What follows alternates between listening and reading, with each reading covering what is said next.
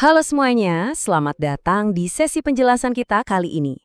Hari ini kita bakal membedah sesuatu yang super menarik, yaitu titik temu antara tradisi masa lalu dan alam kita.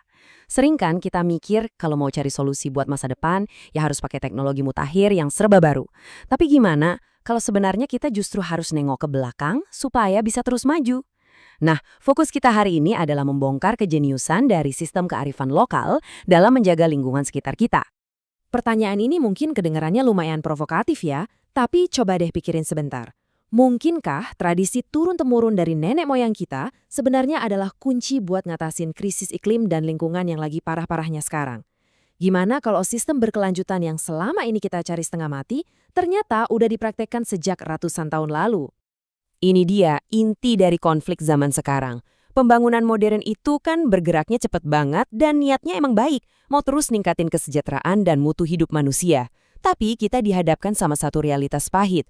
Alam kita ini terbatas banget dan ketersediaannya nggak merata sama sekali baik secara jumlah maupun kualitas. Di sisi lain, permintaan terus meroket karena penduduk makin banyak dan kebutuhannya makin macam-macam. Kebutuhan tanpa batas berhadapan dengan sumber daya terbatas. Ini ibarat bom waktu yang butuh solusi segera. Oke, biar makin jelas, ini peta jalan kita hari ini.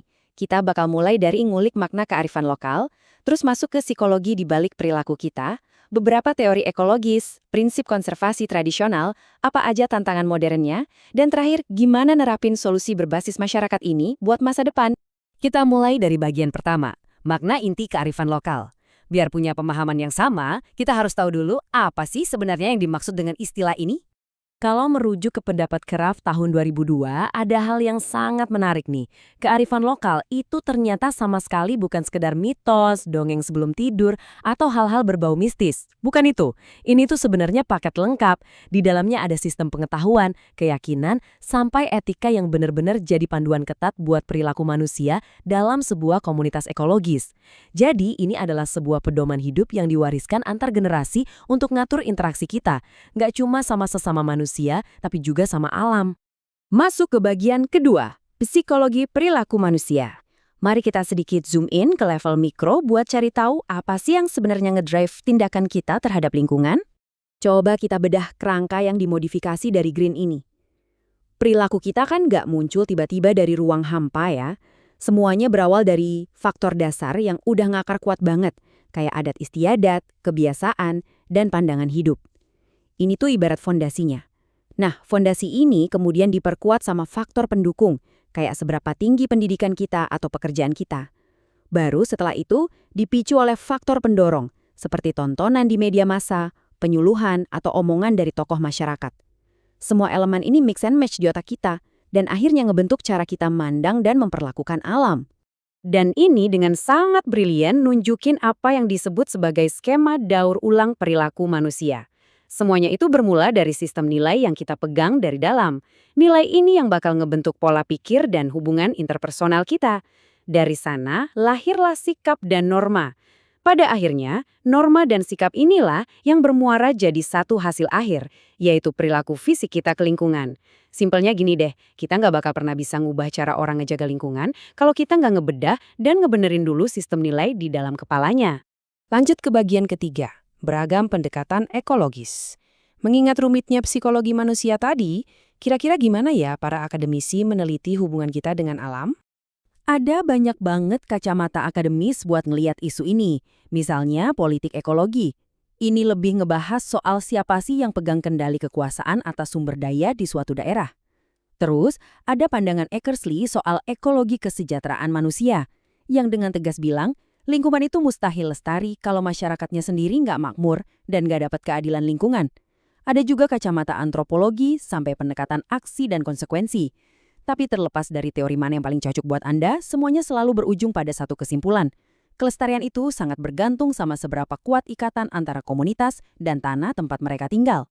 Sekarang di bagian keempat, prinsip konservasi tradisional.